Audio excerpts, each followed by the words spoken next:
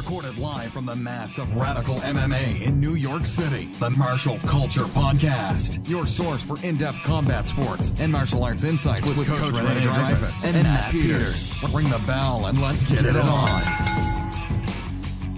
UFC who? I'm all about Premier FC. Welcome back. I'm glad to be back. What a weekend. It was a great weekend. It was fantastic. I'm super happy. Still on cloud nine? I'm on cloud 309. That's great. It's wonderful. Beautiful. Very proud of my guys. Familiar voice in the studio. Hasn't been here in a while. Ever since we moved to the new space, he hasn't even been here. That's true. He's been a busy man. Gilson's back. Yes. One of the favorite fans. Fans' favorite, actually. But there was I've been away for a little while, but I'm back. I'm very grateful to be back. And I know that Gracies, they made a campaign against me having me on the podcast. and it was sponsored by BJJ Hero stuff.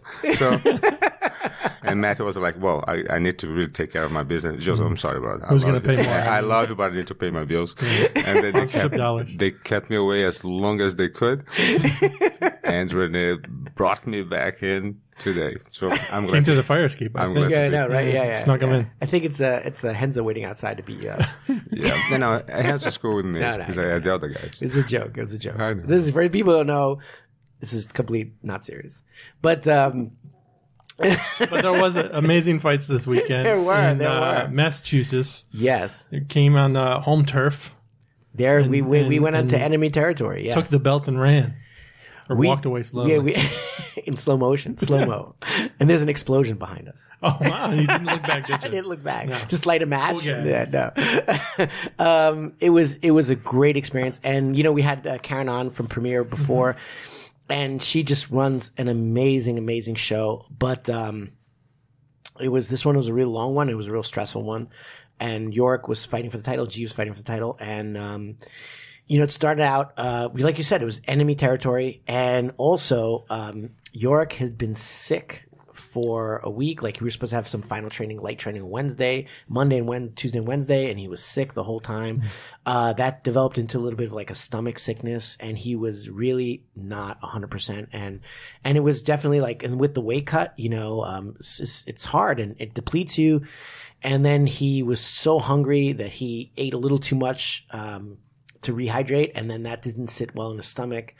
And I think also, it was his first title fight, and there was some pressure there too. And, I went up to his hotel room to bring him some rice and stuff late at night, and he's watching videos on his opponent. And, I think, there was a little bit of like, sometimes it's like, oh, what if the opponent does this and this and this, and you overthink it, and combine that with the pressure of the moment, and it just, he got the W. It was great, but it was a dragged out dogfight. It was a hard fight, and Zach Rich is a tough fighter. He has 2 belts in other organizations, so he wanted to be a triple champ in 3 of the New England organizations, but we were the big spoiler. Yeah, not today. And it came out, and it was back and forth. Looking at the scorecards, a lot of people, and there's a website that they gave a play-by-play, and they said, York took the first round with strikes, but he had a lot of trouble defending the takedowns. This guy's a very good wrestler too, and came out. We knew he was going to wrestle, and we defended it. But because he was not feeling well, he just a lot of times when you have like stomach issues, really bad, you just lose that power in your lower legs, and it just the takedown defense wasn't going there. Things were not going to plan, though. I felt we were dominant. We were actually doing much more damage. So the takedowns the guy got were never big takedowns. They were just like little trips. So there was no damage, and he did no ground and pound, from there.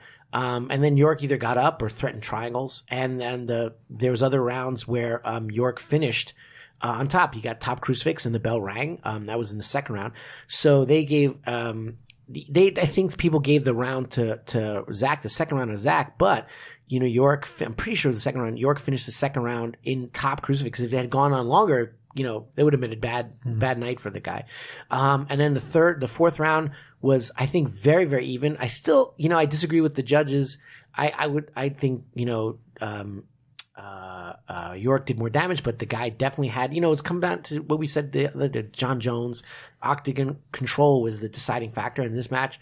the takedowns were there, and our takedown defense was not where we would have hoped it would be. Of course, Richard's a tough opponent. And then, but the fourth round was all us. Richard came out really strong. He actually bum rushed York really hard and clipped him. But then York clinched up, did the very first technique that I teach everybody in our academy, was an outside trip. And we knew that Richards was a little weak to defending this. It was a great balance breaking outside trip, right to mount, ground and pound. Great. York had wonderful mount maintenance and back maintenance.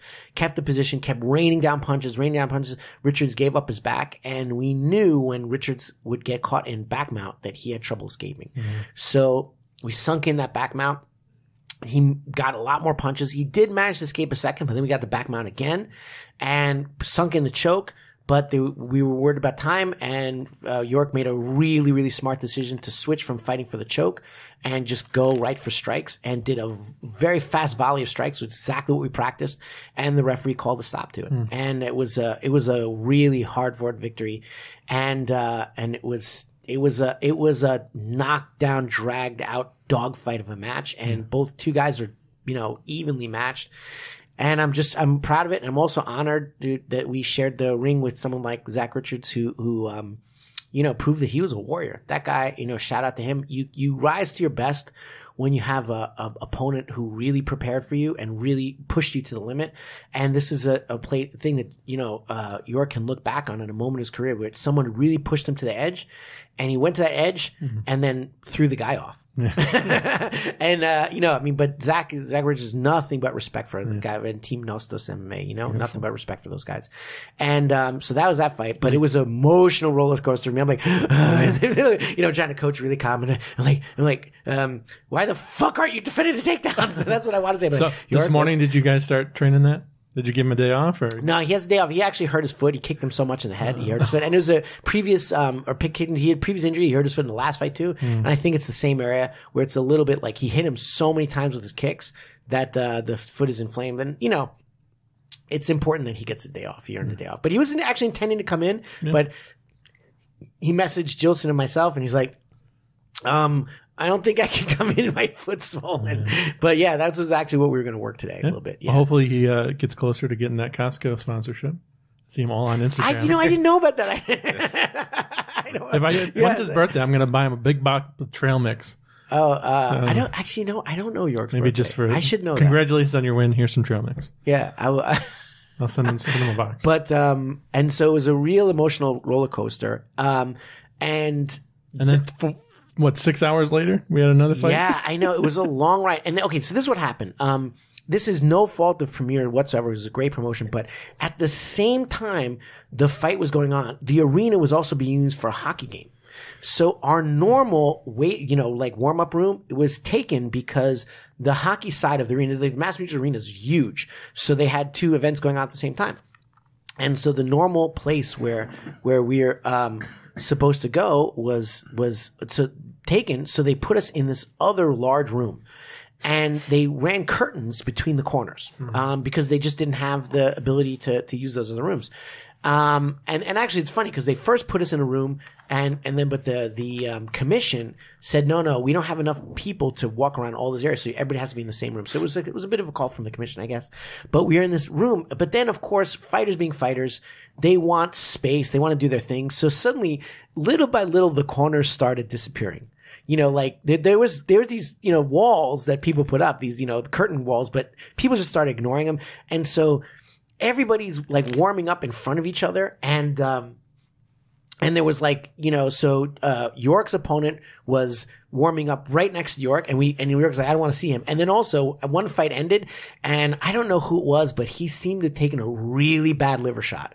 And he did not, I'm not exaggerating. Sometimes I exaggerate. This is not exaggerating. He did not stop vomiting and dry heaving for a half an hour. It was over 30 minutes. And then he was medical check, and I believe they took him to the hospital.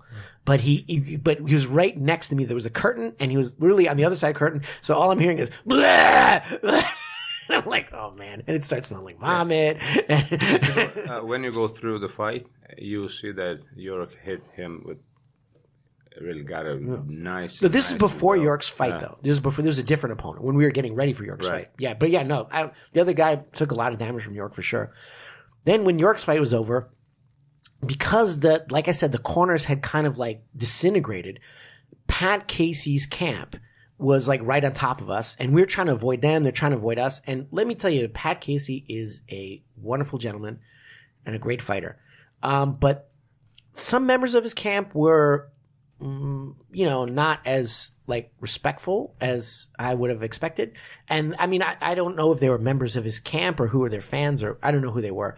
But G was warming up doing pads, and one of his coaches, just looks and goes, like, this is one of those things.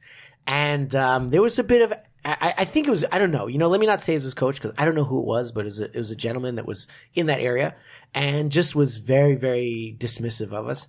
And I think that was the whole vibe that we got from the crowd, because the crowd was insanely hostile to us. I was telling Gilson, like, I think I understand the Lutte Livre Gracie rivalry a little bit better, because this is the New York, Massachusetts thing for sure. Yeah. But we experienced from the minute we got there a lot of negativity, and not from Pat Casey himself, though, who was a true gentleman and a great warrior, not from him or from his head coach, Marcos, who I know is a wonderful, wonderful guy. So I don't know who these people were. So I don't want to say it was one person or another. Right. But, however, we go out, and I'll tell you, G is very interesting because he thrives under being the spoiler. So, G's walkout song is The One by Justin Bieber. And it goes, I'm the one, yeah. And then all the fans, as we're walking out, not tonight, they're screaming at us, not tonight, not tonight. And G just raises his hands and laughs. And let me tell you, I had this like Zen moment before the fight. And I listened to, Carmina Burana, which is a gothic death chant, and it gets me in the mood for the fights. And I was like, cause it was like, I'm like not going to listen to this negative. I just started listening to this gothic death chant, and I was like, and I was like, cool. And G and I were just talking. And let me tell you, even through all this negativity, we were incredibly relaxed. And I'll tell you a funny story. So we went out to get some food before the fight, and we went to this restaurant, and G, when he's not in fighter mode, is an accountant. And he doesn't look like such a tough guy. We're very polite. We don't act like fighters, So we're sitting down being very polite, and the waitress is like, so what are you guys doing here? And we're like, we're here for the fights. I said, this guy's fighting for the 185-pound title. And she's like, title in what? And we're like, mixed martial arts. She's like, oh, she got really worried. She goes, don't get your face fucked up. She's like, don't get your face fucked up. And we started cracking up. So right before G and I walk out, I go to him, I go, G, I get very serious. I look at him, and he thinks I'm gonna, cause sometimes I give these like very, like Zen, things to, the impetus, the impediment to the way is the way. This is an old quote I gave him one time. And I said, I look at him, I get very serious, and I go, and he's waiting for that really important thing, Zen kind of thing saying, I go, remember, don't get your face fucked up. And we just start cracking up, and we start laughing. All the assistant coach, we just start crying, laughing, and we walk out, and I'm smiling, and I just knew G was going to win. And they're screaming at us, not today, not today. We walk in, I put it on, and I'm like, just don't get your face fucked up. He's like, no problem, coach. And we start cracking up. I've never been more relaxed once we stepped out. Never been more relaxed. And then G, look, G just fucked this motherfucker up. That guy did not, and I'll tell you, and I have a lot of respect for Pat Casey, but I was following his social media, and also things that were said before the fight, and they were extraordinarily confident. And I think one of those guys that was poo-pooing G's technique, was it? And then Mariko overheard a bunch of people in the stands. All our guys, a lot of guys came up, and they said, they were cheering. They're like, oh, that guy G is going to get fucked up. He's going to die. Man, Pat Casey. And the entire arena, was like sold out for the hometown kid. Mm-hmm. And everybody's listening to all this like trash talk. And, some of our family, the Radical family that came up, they were going, when G came out, they cheered. And then other people like, boo, behind them. They were surrounded. And the fight starts, and we watched a lot of film on Pat Casey. We actually prepared twice for him because one time we couldn't fight. We had to cancel that fight, and he couldn't fight either because I believe that he had some scheduling conflict or medical thing or something. I forgot. So we had actually prepared for him twice, and I've probably watched 500 or 600 hours of his fights, and we just knew what was coming. We prepared. They did not take us seriously, and there's no disrespect to that team, but we could tell because there was a level of like, oh, we're going to walk through this guy. He's not on our level. And, you said you saw an interview where I forgot what they said exactly, but you saw the interview. He said, G's never fought anybody on my level. Yeah. So this is going to be interesting to see how it goes. Yeah, yeah. So and there might be some truth to that, although I'd say G's fought some, at pro, the level is different, but I'd say in amateurs, he fought some guys who were quite good. And also, people, they didn't give credence that G has competed he's a purple belt under me in Brazilian Jiu-Jitsu and my MMA style, but he's fought at black belt level, I don't even know how many times, but he's taken home 12 championship titles at black belt level, and he's faced some really, really tough guys, and he even fought a very high level representative from the Danaher Death Squad, and beat him. Not their A game guys, but a high level guy and beat them. So he's faced some stiff competition, and also before the fight we brought in a 7-time Muay Thai champion.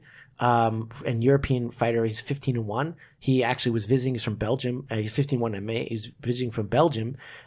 He brought him in. He was nice enough to work with G, and G, held his own very, very well.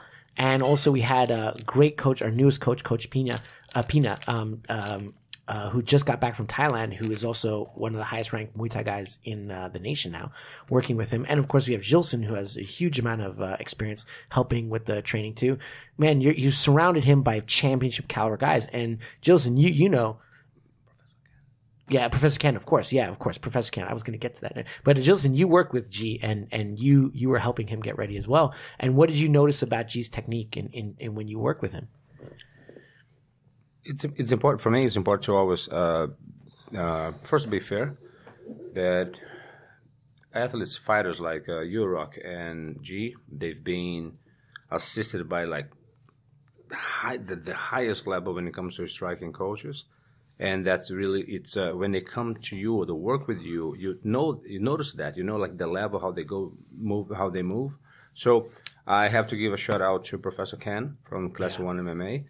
He's one. I see him. The way I perceive him is to be one of the. I'm a good striking coach. I'm good. He's really good. He's a great striking coach. Fantastic. And I see him as like one of the best in the country when it comes to the striking coach.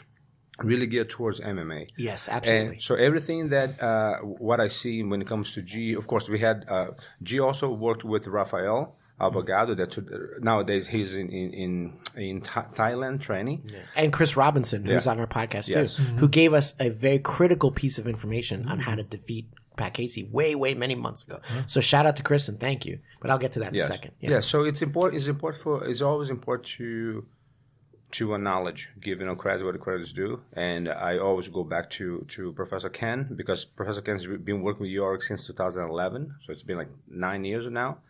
And York is a great striker. He's a great fighter, really great striking skills. And thanks to C1 MMA, which means thanks to Professor Ken and also Coach Max, which I don't know personally, but I have to acknowledge because he's part of the team. G is the same. G has worked with Rafael. He worked with John. His first name, John, who just came from Thailand, which helped to get some extra insights. Chris, of course, Robson would get great insights. So my work actually was minimal when it came to actually work with the fighters, and that's the truth. I really give all the props to the coach that I mentioned, starting with Professor Ken. Yeah, but I remember you working a couple things with G, just with the jab and stuff, and I thought that was great. But also there was amazing insight. So we just surround each other with people who look. I don't know everything, and to say that I know everything is just stupid, and you don't learn. I know Chris Robinson is amazing. Professor Ken is amazing. So surrounding myself with people, and Gilson, he was super humble. Man, Gilson knows what the fuck is up. He is a fighter right here, and I have nothing but respect for this guy. And he laughs at my jokes, which is good. He's the only one. You on the payroll? He's on the payroll, yeah. Man gotta eat, man. A man gotta eat. But you know, Chris Robinson said, okay, we were looking at the tape. He's like, he loves that overhand, and he's going to try to drop G with that overhand. You know, that overhand right. And he said, just switch to southpaw. So 6 months ago, G always liked being in southpaw because it works with some of the footwork that we got from Professor Ken, and that I've been working with him crazy a lot. And so G's like, I feel very comfortable with southpaw. So suddenly when you switch southpaw orthodox, the overhand right's just not fucking there. And so, you know, most of the fights G fought orthodox, and now we fight both. So, G has an amazing check hook from southpaw. And, which for people who don't know, it's like when somebody comes at you, you just kind of like hit a short hook to stop their momentum, to check them from coming in. And that would be an action. You go to an angle. Right. You go to an angle. It steps to your right. Yeah. And again comes with the short hook. Right. And he's got a great check hook. And the thing is, if they had watched any tape on G, they would know that his check hook is really, really good. And, I don't think they did. I didn't think they came out, and Pat Casey looked like he was, wait a minute, this is not what I expected, you know, and they didn't think that we would be prepared for that. And then the other thing was Johnny Pina. He came back from Thailand. He gave a couple tips. It was our whole strategy. Everything. We drilled this probably 5,000 times a week was elbows, elbows, elbows, elbows. Everything is elbows. Now we're going to stop that overhand, and then we're going to finish him with elbows. And the way that was, and it was knee, elbow. It was sometimes shoulder punch, knee, elbow, or sometimes just knee, elbow. I mean, Gilson, how many, we know in the striking class, that's our basic combination is shoulder punch, knee, elbow, or if there's space, just knee, elbow. And so, you know, I would say that it was two things. One, it was a lack of preparation for a opponent. They overlooked us. And I'm not saying anything trash talking about the camp. I have a lot of respect for them, but I think they didn't realize what they were facing. And then it was also not realizing that we were incredibly ready for what they brought, and they were not understanding. Like, we didn't even have to go to our B game or C game. We already planned deep into our B and C and D game. And it was stop that overhand, knee, elbow. And we stopped the overhand, and he just smashed him with that hook. And then he also hit him with the cross, and the guy stumbled because G said he tried the overhand. G beat him to caught him a little bit, but G really hit him.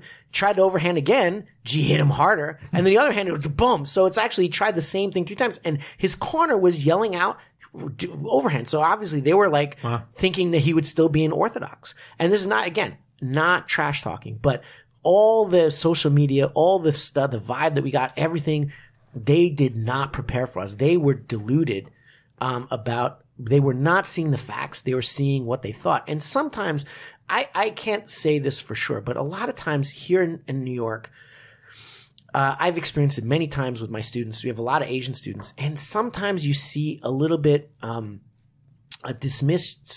dismissive attitude towards Asian students, and it's like a little bit racial. I'm not saying anybody's racist, but it kind of is in the air sometimes, like, oh, you know, they're not as tough.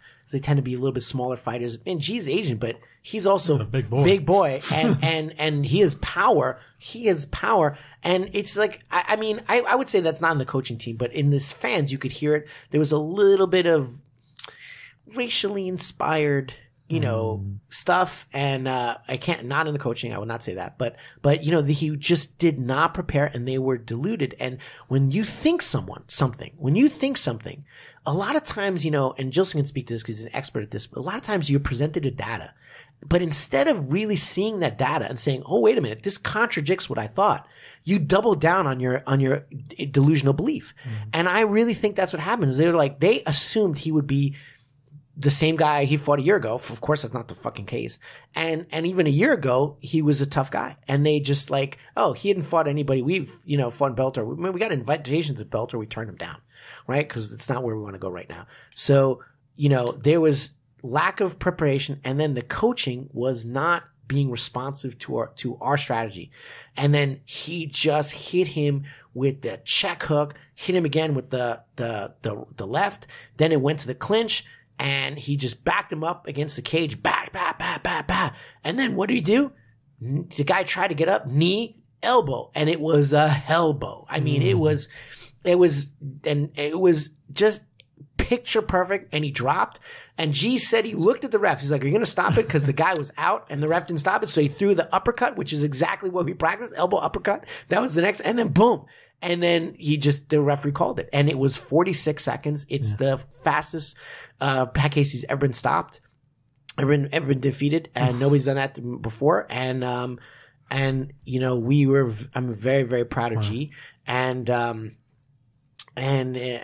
Do you think he wore his belt to work today? He wore his belt everywhere after the fight in his freaking crazy tracksuit. It's kind of a his regular velour suit. And then we went to barbecue afterwards. He's wearing in the restaurant, and we woke up the next day and went to breakfast. He wore it to the breakfast place. As he should. Well deserved. But shout out to the breakfast place, because it's called the Good Plate in Springfield, Mass.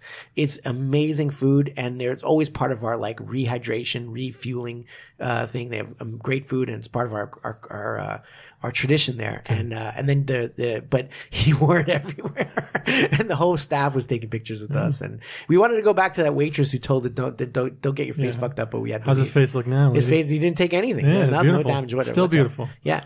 It went 9 fights in. G's never taken any hard damage. Wow. But what was your take? You watched the G's fight. What was your take? I mean, that's what I felt, that they were unprepared, but maybe I'm biased. Yeah, I know. So before I give my insights when it comes to the fight, let me just say I was with a female friend, and there was a picture from Mariko and my sis, my brother's wife here, Renee, and G. And then she looked at the picture like, he's handsome. I'm like, do you see me in the room? And then we started laughing. So that's the only thing I'm going to hold against G. All right? He's a real good looking kid. You train him a little harder next time. Yeah, man. All right. Make sure your face isn't so pretty. Well, he's good looking now. Did I show you the older picture of him? So the same thing that the waitress said, like, please don't get your face hurt. You know, messed up, because it's so good looking. Yeah, you're so good looking. You know, so I went through this myself and then so I just think I'm gonna hold against G. Now, when it comes to the fight, we knew that G was ready. He was prepared to fight. You know, we always respect Pat he had like 7 fights prior to pro fights prior to G, and 3 in Bellator, and which means fighting in an organization like Bellator. So we knew that he had experience. So we took him very seriously. It is a valid point to say that they may have overlooked us. They may have underestimated us, and they paid the price, not only by losing the match, but losing as fast as they did. Because they know what? Go there, go for a rainmaker, and you're going to drop him. G? No. Even if you had a hit, that's the truth. Even if Pat had hit him, they don't know how strong he is, and the jaw. He has a really great jaw. I mean, he's got a pumpkin head. You know, he has like a Mongolia head, right? So it's solid. It's like with adamantium, like Wolverine. You punch that chin, and the chin. Didn't you hurt your hand when you were sparring with him that one time? No, it was not. No, it was not me. Somebody else. Somebody else. It wasn't him. Punch his skull.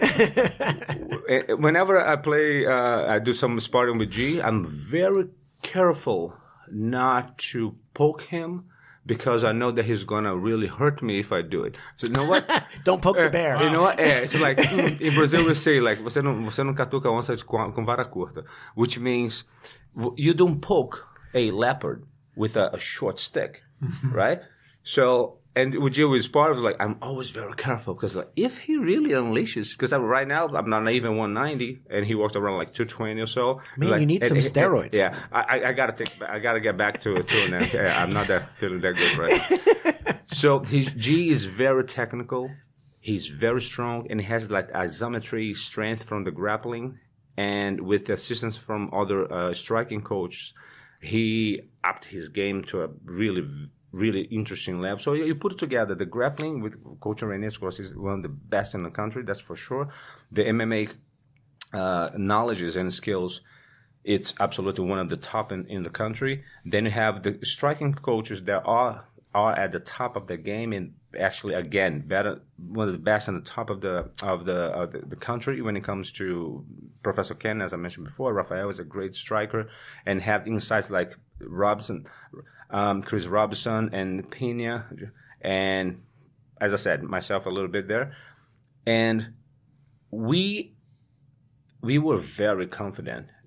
Yes. Because we prepared. We took the fight very seriously, and it was a really important, very important matter to us on a personal level, as a brand, as a company. You know what? We have our brand because the doors that will be open after this, and on a personal level, you're taking pride to be part of this life-changing event. That's how we saw it. At least I saw this as a life-changing event that one of our fighters will be able to go through. Like it's a new phase, and he did very well. But most importantly, we always respect the fighter who we were fighting against, and we prepared as much as we could. Hundreds of hours of really studying and what the possibility. Every day we'll talk about it. Rene he's very intense when it comes to being strict and rigid when it comes to his how to train and drill. 5 hours into the training, he's keep it drilling. That's the way you develop your grit, and that's completely Coach Rene way of being. And this it reflects on the fighters. So the fighters, they have the grit. And I knew that Yurok his immune system was not like a top shape. So I got concerned when he went to the 5th round. I was concerned that those takedowns would add up somehow, because you don't know what the judge, how they are perceiving the fight is interpreted different than the way you are.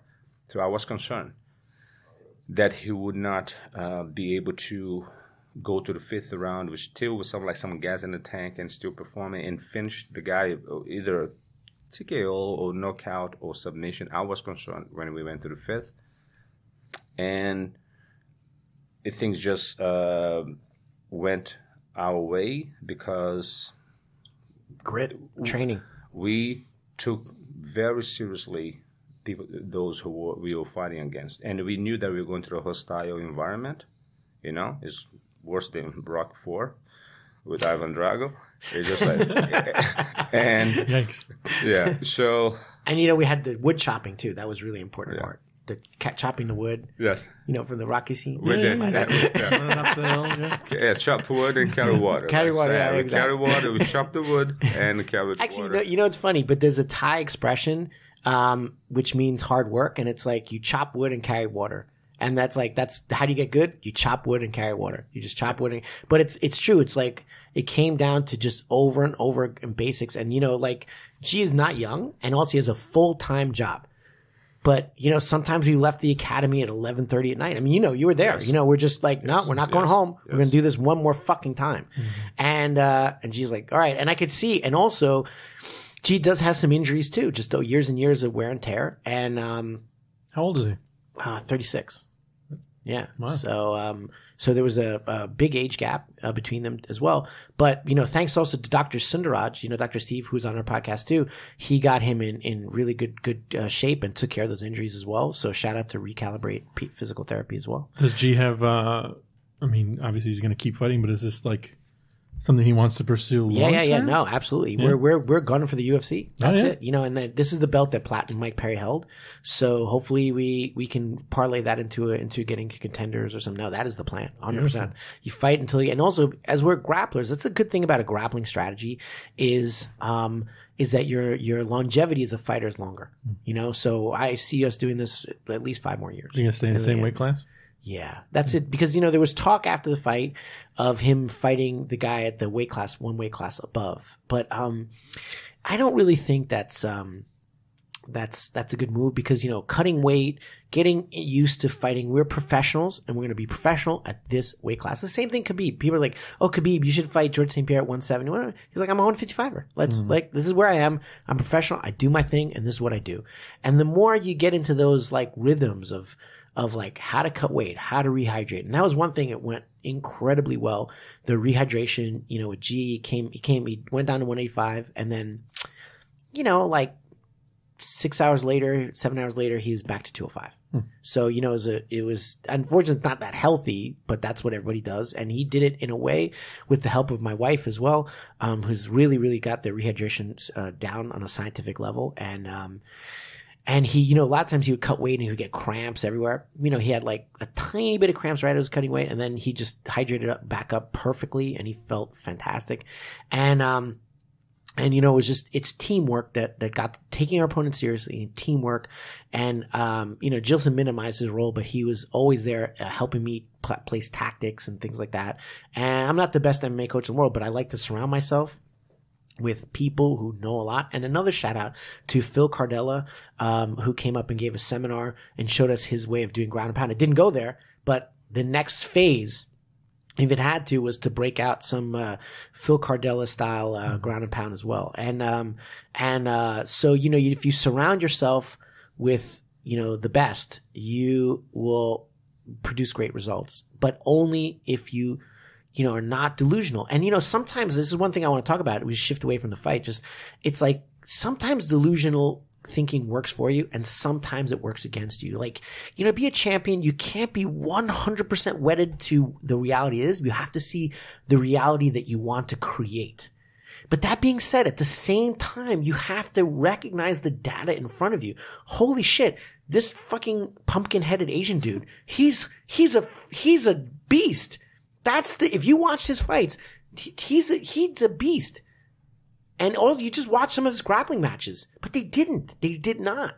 And Nick Newell, who's an MMA fighter, was calling the fight, and I listened to his commentary, and he's like, because Nick had come down to train with me many, many years ago, so he knew how seriously we are in our training. And shout out to Nick, who approached me after the class and after the fight, and he was nothing but great things to say of our team, and he was really impressed with York, how he knew something was wrong. He's like, he wasn't getting those takedowns, but he stayed so calm, and that composure was. But he's like, when he was calling G's fight, he's like, G only has 2 pro fights, and they weren't against the highest level competition, but this guy is confident, and he feels really, really, really, really, confident skills to take on someone like Pat Casey. And, that confidence comes from somewhere. And I know, that the Radical team always comes to think. He said something along those lines, and he knew that we were going to come out strong. And obviously he was trying to be unbiased, but he knew we were going to come out very, very strong. And, no disrespect to Casey, but we knew we were going to finish. We knew it because we had studied, we scientifically dissected everything that Pat Casey could probably do, and we made a fucking counter for it. We took it seriously, but it's the teamwork of all the guys together. Okay. And also shout out to G's wonderful fiance Megan, who is our logistics officer, and took care of all the other stuff.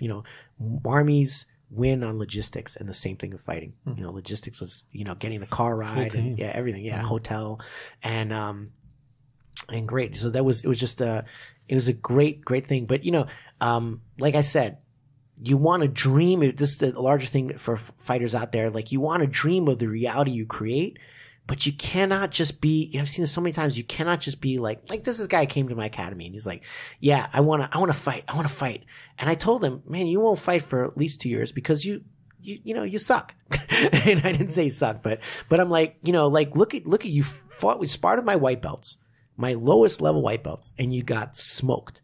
So you gotta deal with that reality right now, buddy. If you don't deal with that reality, you could say, I want to fight. That's that dream, but you have to deal with this reality right here. And there's a good balance there. But I want to ask Gilson about what he thinks just last, because I know Gilson is a master of the mental game, and you making your vision and all that. But how do you see that balance between, creating your reality and that kind of like Tony Robbins style positive thinking versus, hey, I got to fix this? It's complicated sometimes, because based on the bias that the person has and the identity that she holds as being true. You're not going to break somebody's identity. You're going to challenge and they will fight back because they don't know how to be anybody else in terms of identity frame. That's who I am. Now, that's where it gets a little complicated, because if you think about it, Muhammad Ali, I'm the greatest. I'm the greatest. Yeah, from day one, I'm the greatest. Yeah. And, okay, great. Are you? No, not yet. But you have always to create the vision. That's where I will be. That's what I will be. That's where I will be. It always in kind of future of sorts. But the whole thing, the difference is, if you don't have the identity now, you will not accomplish something that's going to happen in the future time. So when you say that you are the greatest, now you have to feel like the greatest. You can do no wrong when it comes to the fighting game. And if you do make some mistakes, you know how you're going to overcome, because you have the answer. So you have to, let's use like a little energy type of a language, like you need to vibrate now as such person. Everybody wants to be a millionaire, but until you vibrate as a millionaire and think as a millionaire thinks, you're not going to be a millionaire. You're going to continue being broke in 1 year, 5 years, 10 years time. So, and then when it comes to being deluded, when it comes to disillusional, it has more to do with, I need some recognition, and I don't believe that I have this recognition, and at least I'm going to give myself this. And then you say to yourself, you know what? I think I'm ready to do this. We know that you're not ready. It's the kid from the $1 Million Baby movie. He can't fight box for. He really can't. But in his head, he thinks that he can fight. But the challenge with this is how coachable this person is when it comes to taking criticism, having a feedback. Yes. Instead of using the word criticism, even though there are positive and constructive criticism, but we're talking about feedback, how coachable this person is. Doesn't matter what business you are, what you do. This is not about martial art. This is about life. Is you hear from someone who has more experience than you, and you go and say, personally, the way how I approach this, like, can I give a suggestion? I don't tell you what to do. I use the word suggestion. Can I give a suggestion? And if somebody says, sure, yes. And then I share, based on my experience, this happened, and then you see how coachable the person is, how open, and then if she will or he will change the behavior to influence their own identity that at that point in time, at that time, is actually not the best identity for them to really hold on to, which means the identity means the characteristics, the traits, controls the behavior, the patterns. Can I interrupt for 1 second? Now, this is such a great point, because one person I work with, and I can't have you in a fight because he's like, I'm the best, I'm the champion, I'm this, I'm that. I'm like, but all you do is guillotines. You don't do anything else. You're not putting the work in. You're not listening. Man, part of being a champion is like you said, is taking that input and dealing it. But sometimes that attitude is like, it becomes this barrier where I'm the champ and I know everything. No. Nobody knows everything. And, and even myself, like, I am confident in my martial arts skills in a lot of ways. I mean, depending on the position, obviously, I have a lot to learn, but, when I'm confident, but, sometimes that can be a barrier to learning. So, the other day I saw something technique and I'm like, it's not my game, but I got to investigate that more. Hey, I gotta constantly go back and challenge my ideas. And for me, it comes back to science. And this is what I like about G, is that we're on the same page. Is like, we never ever sit on our laurels. We're constantly scientifically analyzing our games and it's like, what can we do better? What can we do better? To me, that's what makes you a champ, not just like having vision, although vision is absolutely important. But sometimes that vision or that like posturing gets in or just these kind of way you perceive reality gets too much away from the actual reality, day-to-day reality. But that's a great point. It comes down to coachability and how you take input. But that's it. Did you saw the fight, right, Matt? Yeah. What did you think? Which one? Both of them. Both of them. It's an amazing fight. I didn't notice any I mean, I'm not as attuned visual person as all the little intricate details. Yeah. But in Yurik's fight, I didn't see like I couldn't tell he was not feeling 100%. Yeah. From the outside. I think he did a really great job, and obviously got the win. Yeah. Nice. And we had Karen here. You know, Pat Casey was a really tough guy. Did you think it would go like that, or what No? Yeah, right. No, Nobody- I mean, the confidence that you brought in here, and we're talking, and then G talking on the phone that one time. And he just said he said I want to go home early. Then he said it right here on this podcast. So I knew that you guys were prepared. I knew he was prepared, and obviously the training team around him is world class. So I felt very confident he was going to win, but I was surprised at how quickly it was. I had a conversation with G's fiance. We went to Starbucks like the day before the fight, and she's like, "Okay, G's not here. Okay, tell me for real because I'm worried. He's worried about his face. Yeah, it's worried. It's like the waitress, right? Yeah, and she's like, "Tell me for real. How's it gonna go?" I said, "G's gonna fuck him up." Yeah. And she's like, "Really?" But I was not expecting. Like, I even told G, I was like, "G, don't try to finish him too hard in the first round and ruin your gas tank." You remember it's 5 rounds. So like, okay, coach. And I'm like, motherfucker, you're going to try to finish him in the first round. He knew he was going to try it. I was like, he wasn't listening to me in this one. He's like, okay, coach. But I was thinking, like 3rd round or so, right? That's when we were really thinking of the tournament. But I looked at him, I'm like, okay, well, if you see your opening, just go take it. He's like, okay, coach. And I'm like, man, this guy's going to try to finish him in the first round. Mm-hmm. And I was like, but I knew that you also had the cardio in the gas tank to go. But overall, it was a great roller coaster ride. And it was so funny because right after the fight, G knocked him out. And then we look around and the arena's, I mean, like, this is what happened. Like, they're booing us. And then an elbow came and it was incredibly surreal.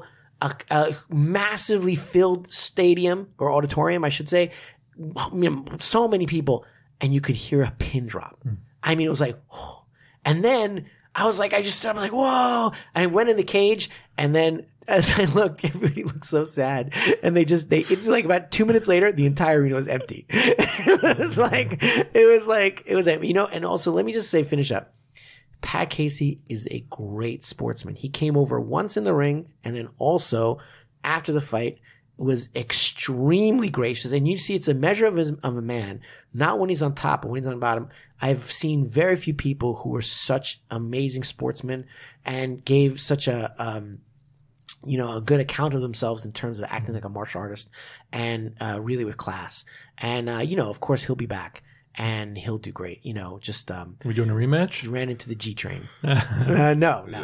So while Pat was such a sportsman, really great the way he carried himself. The audience was like, "Go back to your country." Did somebody say that? No, I'm just joking. I'm sure I mean, Canada. Go back to your country. Yeah, go to Canada. But enjoy your health care. Yeah, so that was it. It was a great weekend, and I unfortunately did not see the Benavidez Figueiredo fight, but I'm looking forward to see that tonight. Figueiredo. Sorry, thank you. We can talk about that next week. Yeah, for sure. We gotta learn how to pronounce it though. Yes, Figueiredo. Did I get it? Good enough. I'm not even going to try. I'm going to let Renee take that one. All right. Good recap. And we'll see what's next for G and Yurik in the next couple months. Maybe they'll have another fight. Yeah, the next one is May. Yeah, we're defending with the titles Premier? in May. Yes, absolutely. Beautiful. And the other thing is we have some amazing guests coming up, but I'll read some really, really incredible martial arts pioneers and amazing. I'm so psyched for the guests we have coming up. Stay tuned. I have a lot of Gracies coming in, right? No. Well, actually, what he just said, Renee just said now in terms of the great guests, actually he started this week with me. Yes, absolutely. And, Yes. First one. Yeah. You know, he's like, you never invite me on the podcast anymore. I'm like, you're coming. You have a standing invitation. Yeah, standing Knock invitation. on the door.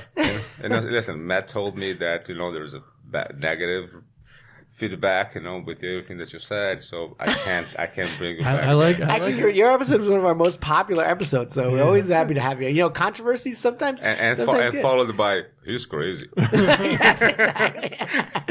I know. Thank you, Gilson, for coming on. So, and of course, you always have a standing invitation to the table. Thank you. All right. We'll see you next week. See you next week. Bye. Bye-bye.